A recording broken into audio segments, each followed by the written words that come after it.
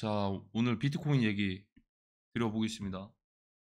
WW3는 필연이고 시기는 계속 빌드업이 되고 있고 러시아는 나토, 우크라이나는 이제 1단계고 중국, 대만, 북한, 한국 그리고 이제 대만 해협을 둘러싼 연합군 체제로 나뉘게 될 거고 대만, 미국, 일본, 호주, 뭐 필리핀 이런 구도로 가게 되고 나머지는 이제 그러니까 여기서도 중국과 미국으로 갈리겠죠?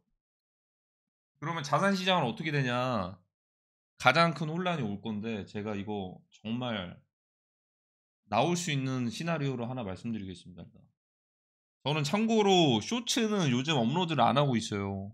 쇼츠를 업로드해야지 유튜브 품질이 살아나고 유튜브에 이런 것들이 좀 알고리즘이 많이 선택을 받는데 저는 귀찮아서가 아니고 그냥 일부러 안 하고 있습니다. 왜냐하면 쇼츠는 1분 안에 모든 것들을 담아내야 되는데 제 영상 특성상 어떠한 설명 없이 그냥 비트가 이렇게 될 것 같고 정세가 이렇게 될 것 같고 이게 1분 안에 이거 압축해서 담아내기가 쉽지가 않더라고요. 물론 이제 채널 유입이나 이런 것들 위해서는 쇼츠가 필연이긴 한데 저는 그렇게까지 아직 관심이 크게 있진 않습니다. 원래 영향력이 커지면 조금 더 이제 주관적인 그런 이제 해석보다는 객관적인 해석이 나올 때가 많기 때문에 자, 한 1년 5개월 전일 겁니다. 비트코인 이거 차트 보이시죠? 2만 달러 정도 되고 있을 때 2만 달러, 2만 5천 달러 이 구간일 때 비트코인 한 개당 1억 가기 전 마지막 버스. 저는 큰 추세에서는 두 텀 정도는 그냥 잘 보는 것 같은데 장기간 거시적인 관점이죠. 넓게 봤을 때. 자, 1억 가기 전에 마지막 이런 버스에 대해서 얘기를 드렸다면 이제는 비트코인이 폭락하기 전에 버스, 탈출 버스죠. 탈출 버스. 지금까지 처음 겪어보게 되는 상황을 겪게 될 겁니다. 일단 비트코인 시장에서는 비트코인이 대체되는 대체 디지털 골드가 나왔습니다. 그거는 실물 골드를 기반으로 토큰화를 하는 거고요.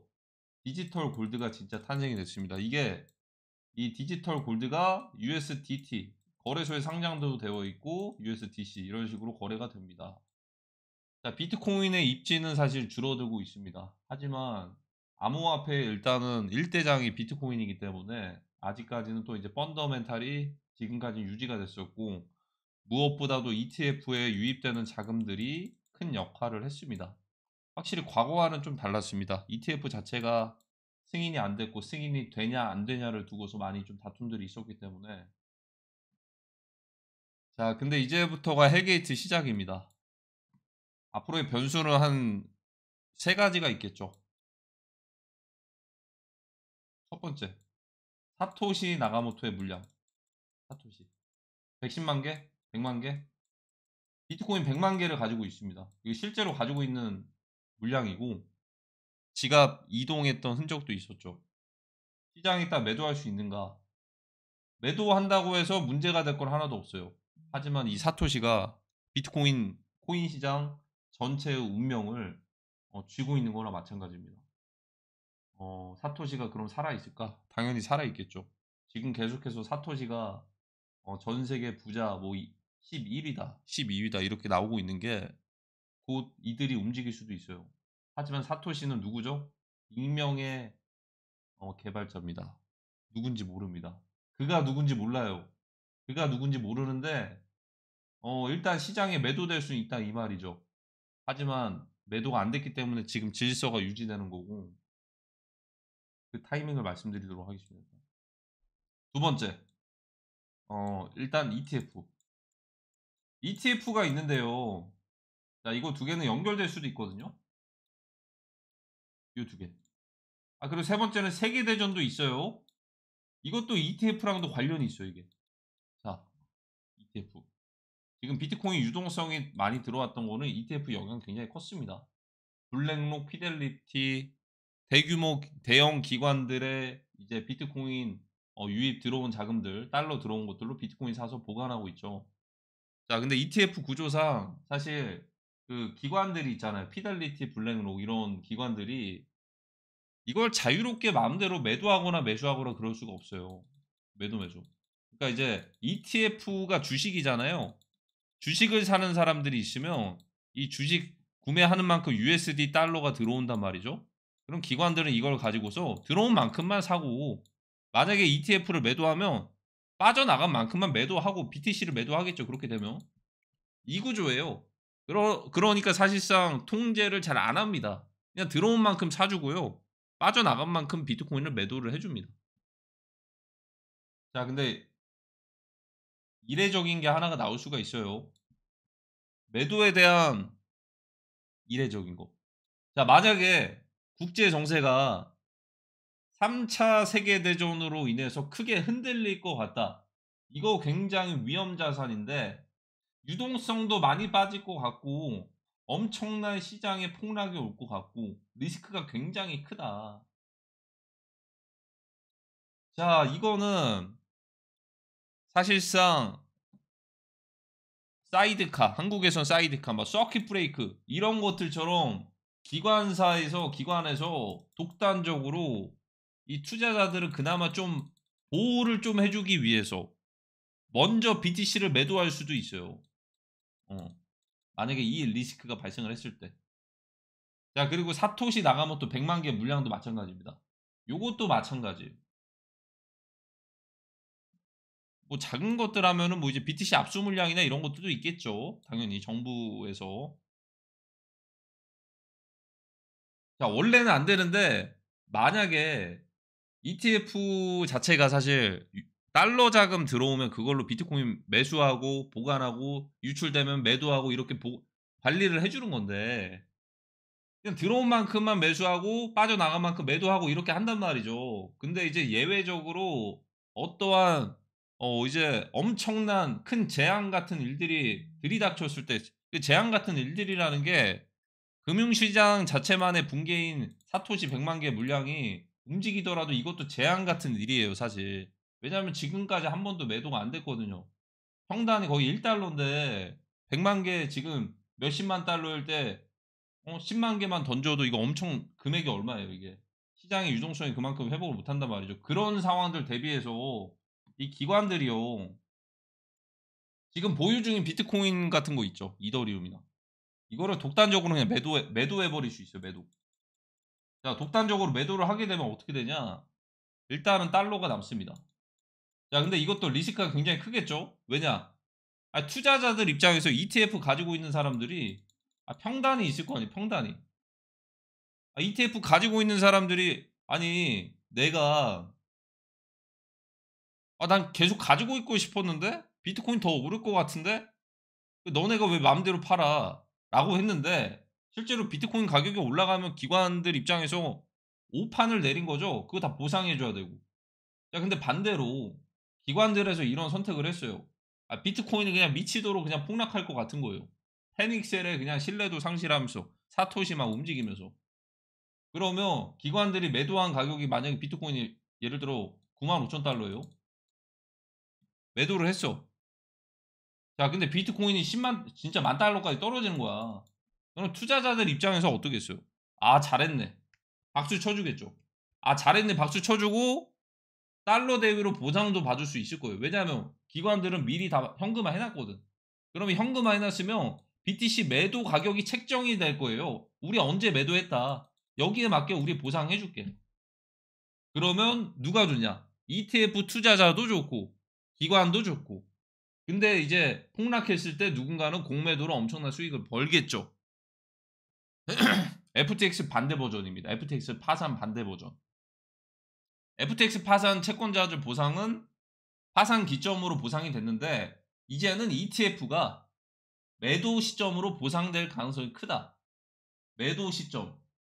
근데 이미 시장은 폭락을 했고 그 매도 시점이라는 게 사실상 순수 ETF 보유자들에게 손실을 안겨줄 것 같지는 않고 다만 이제 매도의 엄청난 유동성 유출로 인해서 더 큰 폭락을 만들어낼 가능성은 있겠죠. 물론 사토시가 먼저 움직이겠지만. 그러면 ETF는 어떻게 되냐? ETF 자체가 사실 허상이에요, 지금. 자, 이거 뭔 소리야? ETF가 허상이다. 아, 이렇게 되면 ETF 자체가 불신이 생기나? ETF가 불신이 생겨? ETF 이거 주식시장 기존 금융 시스템의 금융시장에서 있었던 거잖아. 주식시장에서 그냥 주식 거래하듯이 간접적으로 이제 대체 상품처럼 해서 주식 구매하듯이 ETF 구매해서 좀 비슷하잖아요. 뭐 레버리지 상품도 있을 거고. 이게 불신이 생겨? 사실 앞으로 다가오는 시스템적인 대격변에 의해서는 금융시장에 모든 자산들이 토큰화가 될 거란 말이죠. 그러면 ETF는 사실 기존 금융 시스템이에요. 은행도 마찬가지고. 은행도. 근데 이것들이 사실 대체가 되는 것들은 디지털 금융이고 디지털 금융 시스템이란 말이죠. 신금융 시스템이라고 해야 되나? 근데 이게 뭐 크립토라고 보시면 되는데 ETF가 비트코인에서 폐쇄가 된다라는 건 엄청난 큰 재앙 같은 일들을 겪게 되는 것이고 이런 것들에 대한 신뢰 관계가 좀 신뢰도가 떨어질 수는 있는데 이거는 새로운 금융 시스템으로 이동할 가능성이 굉장히 큰 겁니다. 자, 그러면 어떻게 되냐면 어차피 기존 금융 시스템에서 구금융, 신금융으로 이동하는 시기란 말이죠. 신금융은 뭐냐? 신금융은 USDT나 USDC 스테이블 코인으로 비트코인을 매수하거나 이렇게 할 수가 있단 말이죠. 이런 움직임. USDC, BTC. 그냥 스테이블 코인으로 사면 되는 거예요. 근데 지금 유통된 건 USD잖아요. 이게 어느 정도 좀 시간은 필요할 수도 있어요, 이게. 전환돼가지고. 음. 그러면 이제 거래소들만 입장 차이가 좀 있을 텐데 거래소들만 좀 허용하면서 규제나 이런 것들 완전히 풀어주면서 미국에서 먼저 그런 것들을 시동을 걸어주면 되죠. 근데 그거는 WW3가 끝나는 시기에나 그렇게 될 것이고 다 끝나면 세금 같은 것들도 우리 거의 무료 미국인들 먼저 들어오세요 이렇게 갈 수도 있는 거고 지금 세금 엄청 세잖아요. 미국도 그렇고 일본도 그렇고. 자, 이러면 기존의 ETF가 필요가 없어지는 거죠, 그냥 사실. 그럼 비트코인 ETF는 뭐였다? 하나의 허상일 수도 있었다. 왜냐? 어차피 앞으로의 거대한 흐름은 신금융으로 이제 넘어가는 단계인데 기존의 모든 자산들이 토큰화가 되면서 굳이 기존 금융 시스템에서 그렇게 작동할 필요가 없단 말이죠. 이미 하나의 신뢰 관계를 깨트려 버렸던 게 GM이란 말이죠. 왜냐하면 매도 버튼을 한번 없앴잖아요. 매수 버튼을. 이런 것처럼 독단적으로 어떠한 신뢰를 떨어뜨릴 만한 일들이 하나 크게 발생할 텐데 그 첫 번째 재물이 비트코인일 가능성이 굉장히 큽니다. 재료는 명확하잖아요. 사토시 물량 명확하잖아요. 사토시 물량 명확하고 기관에서 원래 독단적으로 매도하면 안 되는데 비트코인 폭락할 거 대비해서 9만 달러에 매도했는데 실제로 1만 달러까지 떨어졌다고 가정을 해봅시다. 루나코인처럼. 그러면 어떻게 되냐? 그러면은 잘한 거죠. 결과론적으로 그냥 만약에 기관에서 들고 있었으면은 1만 달러 그대로 폭락이고 투자자도 폭락인데 기관이 선수 쳐가지고 기관들이 선수 쳐서 그냥 매도를 해버린 거야. 근데 시장이 오히려 더 폭락한 거지. 물론 그게 이제 약간의 이제 가속도를 얻을 수 있는 뭔가 더 큰 이제 유동성 유출이 될 수도 있었겠지만 예를 들어 이렇게 요렇게 점치고 있는데 막 이렇게 갈 것 같아. 요렇게 돼 버리는 거야 이게 비트코인이. 요렇게. 어. 그럼 기관들은 팔았어요 만약에. 기관들이 팔았어. 잘 판 거죠. 왜냐하면 이렇게까지 간 거니까. 그러면 이제 보상만 해 주면 되는 거예요. 비트코인 기관들이. 어디서? 매도 가격으로 우리 보상해 줄게 하면 되는 거예요. 근데 이미 시장은 떨어지고 있잖아. 그러면 공매도랑 풋옵션은 막대한 돈을 벌 겁니다. 시작은 FTX 이후에 몇 년이야 이게. 이게 3년짜리인데 거의 떨어지는 건 한 2달이면 충분해요. 2달. 2달. 안 될 것 같죠? 크루드 오일 원유 유가도 마이너스 유가 갔는데 선물도 비트코인은 더 쉬운데? 비트코인은 마음만 먹으면 더 쉬워요. 10만 달러에서 1000달러 가는 거. 근데 그 단 한 번만 남겨두고 있는 거예요. 왜냐? 그날이 되면은 다 청산될 거니까. 그럼 먹을 거리 하나 있죠. 빅쇼트 하나, 빅쇼트 하나, 그리고 바닥이 만약에 1000달러야. 1000달러면 이거 반등 한 2만 달러까지도 줄 수도 있어, 이게. 20배 먹는 거예요, 20배. 바닥에 있다가 만약에 한 5억만 잡아도, 아니면 1억만 잡아도 20억이고 5억 잡으면 100억이에요. 그 돈이 어디서 오냐? 이미 여기서 막대하게 다들 청산되거든요. 이거 아마 청산 자금 한 수십조 넘을 겁니다. 수십조. 왜냐하면 지금까지는 어느 정도 단타식으로 떨어지다가 뭔가 반등하는 것들 먹으려고 담아두고, 반등하는 거 먹으려고 담아두고 하다가 이제 내 포지션을 계속 장기간 홀드하진 않는단 말이죠. 그러면 중간에 숏을 쳤어. 숏을 쳤어. 만약에 20%가 떨어지네? 괜찮네. 익절. 그리고 사람 심리상 내가 정리한 거를 다시 숏으로 들어가기 힘들어서 단타로 잠깐, 그래도 20% 정도 먹었으니까 좀 담아볼까? 떨어지네? 담아볼까? 이거를 이제 이 상황에서 무한 반복을 할 거란 말이죠. 그러다 보면 몇십 조, 수십 조가 청산이 될 거예요. 그럼 비트코인 어떻게 되냐? 말 그대로 휴지 조각 되는 건데, 이건 하나의 그냥 선물에서 단타꾼 플레이어들이 노는 장치가 될 거다. 비트코인은. 말 그대로 1000달러까지 떨어져서 2만 달러 가면 20배죠. 지금 만약에, 자, 10만 달러짜리가 20배 가려면 얼마 가야 돼요? 200만 달러 가야 돼요. 이거 올리는 자금, 이거 20배 먹을 바에 이렇게 폭락돼서 바닥에서 반등해서 먹는 게 더 맛있어요. 기관들은 퍼센티지가 중요하거든요. 세력들은. 요래요래 막 미쳐 날뛰는 거예요. 여기서 바닥에서. 회복은 안 되죠. 회복 힘들죠. 사실. 왜냐면 이제 이거는 하나의 선물 놀이터가 될 거니까. 선물 놀이터. 시기가 중요할 것 같네요. 나 올해 무조건 나온다고 봅니다. 25년. 올해다. 예상 차트? 둘 중 하나 같은데 좀 예상했던 것보다 조금 더 빨리 좀 폭락을 하기는, 좀 빨리 올리긴 했어요. 고점이. 모르겠네. 한번 TP 타점을 더 가려면 민코인들 한번 펀더멘탈 좀 있을 것 같기도 하고, 한 번에 폭락하면 너무 또 이제 시시하니까 너무 좀 이제 뻔하긴 한데, 이게 만약에 요렇게 떨어져서 요 정도 선에서 요렇게 됐다가 반등 좀 했다가 이 정도 고점은 점점 낮아지면서 요렇게, 첫 번째. 이거 첫 번째. 두 번째는 막강한 또 이제 계단식 하락으로 조정 줬다가 시원하게 한번 10% 정도 펌핑해서 이 강세장이구나를 한번 느끼게 해준 다음에 이것도 계단식 하락, 계단식 하락 떨어졌다가 약간 한 10% 정도 바닥에서 올랐다가 떨어졌다가 잘 버티네. 좀 반등 좀 했다가 떨어지다가 이번에는 버티는 게 아니고 수직 낙하. 요 두 개. 둘 중 하나 같은데. 빅쇼트가 드디어 오는군요. 빅쇼트 이후에 바닥에서 반등하는 거 정말 맛있을 것 같습니다. 예를 들어 진짜 1000달러에서 2만 달러 20배짜리예요. 그때까지 선물 포지션도 잘 살아남아야 될 겁니다. 엄청난 기회가 옵니다. 엄청난 기회. 지금 근데 이게 불가능할 거라고 보실 수도 있는데, 그 근거는 사토시 나가모토 물량을 계속 강조시키는 건 괜히 그런 게 아닙니다.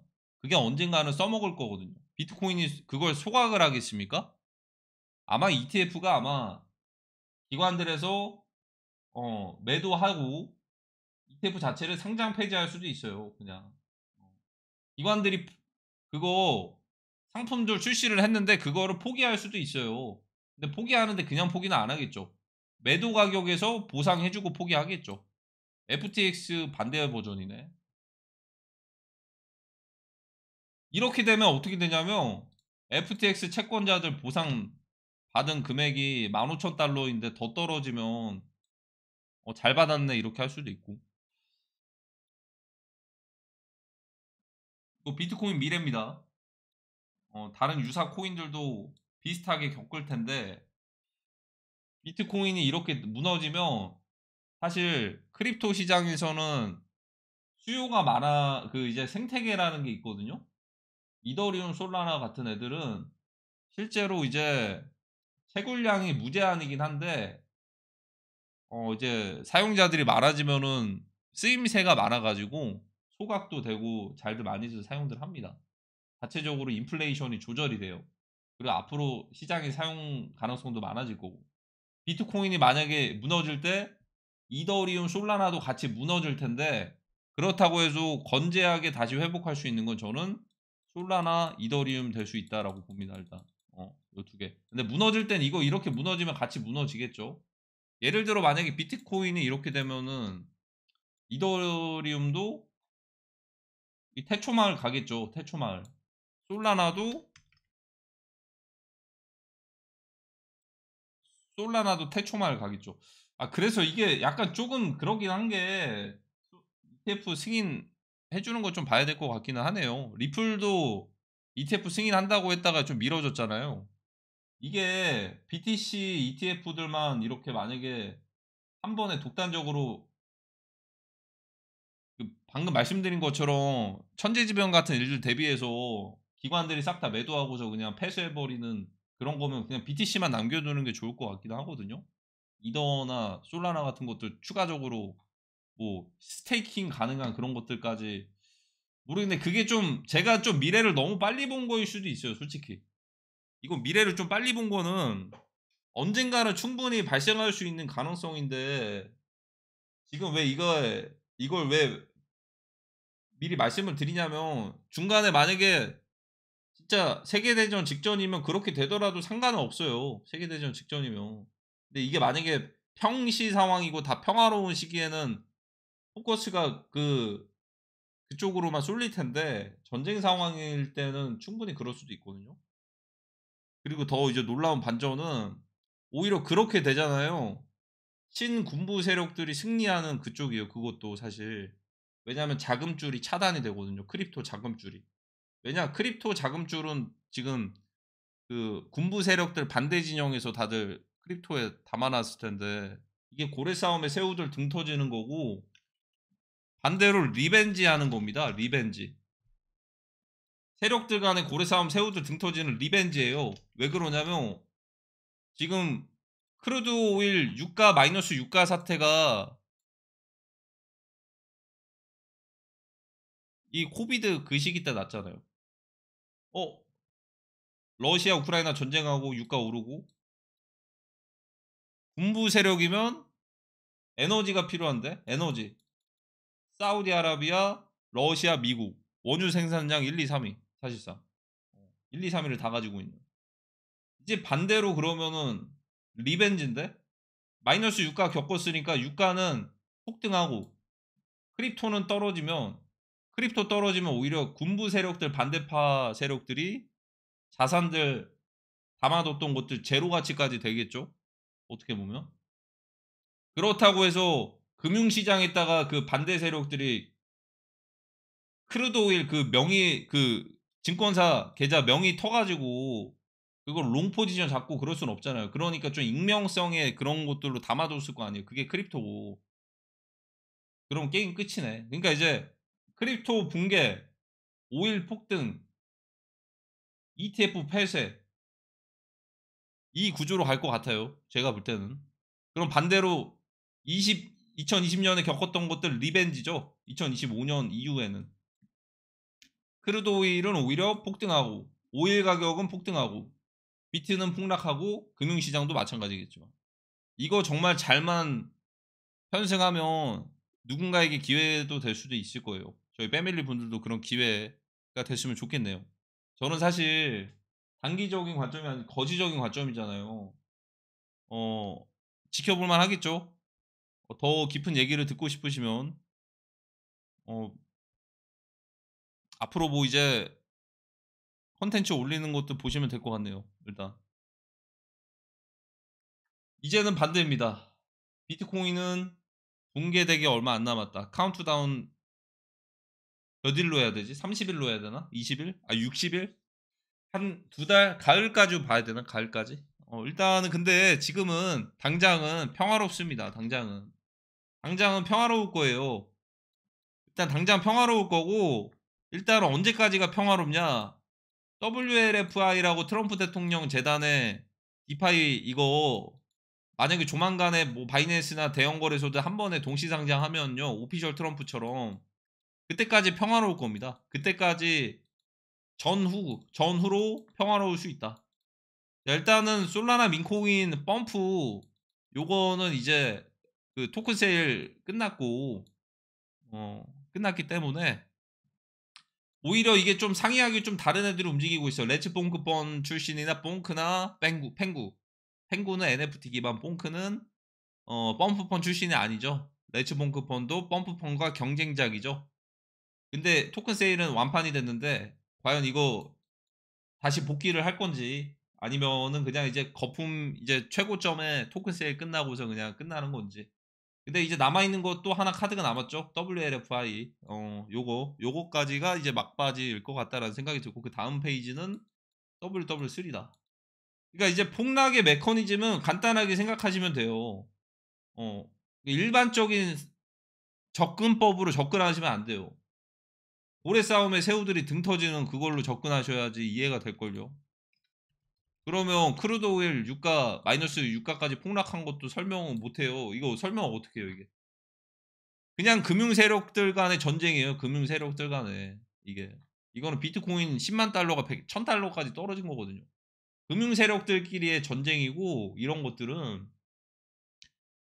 반대로 그러면 이때 유가 하락으로 타격을 받았던 세력들이 지금 전쟁 중이고 복귀 중이잖아요. 복귀를 했고, 러시아, 우크라이나, 러시아, 사우디, 미국. 이제 반대로 리벤지죠. 반대로. 트럼프 대통령이 얘기했던 것들이 이제 다 있는 그대로 믿으시면 안 됩니다. 뭔가 좀 이제 반대로 일부러 얘기하는 화법일 수도 있어요. 예를 들어 유가는 떨어져야 됩니다. 이런 식으로 가는 것도 사실 미래지향적으로 봤을 때 신재생 에너지나 이런 것들이 무조건 채택을 받을 것 같은데, 약간의 신재생 에너지파인 이런 뭐 전기차나 이런 것들 일부러 BBB 법안에서도 반대로 이렇게 적대 관계를 형성을 했는데, 큰 구조로 봤을 때는 다 뜻이 있을 거라고 생각이 들어요. 이게 사실 어 유가 마이너스 유가가 이제는 반대로 리벤지, 크립토는 반대로 리벤지로 자산들이 많이 묶여 있는 크립토 붕괴된다. 비트가 붕괴되면 사실 이 전쟁의 포기 그 완전 항복 선언을 할 수도 있지 않을까 나중에는. 그런 생각이 들고. 근데 휘말리는 게 아시아네. 하필이면 저희네요. 타깃이 저희야. 타깃이 아시아야. 중국, 대만, 한국, 북한, 일본 이쪽이네. 이쪽 진영이네. 하필이면. 자, 오늘 영상은 여기까지입니다.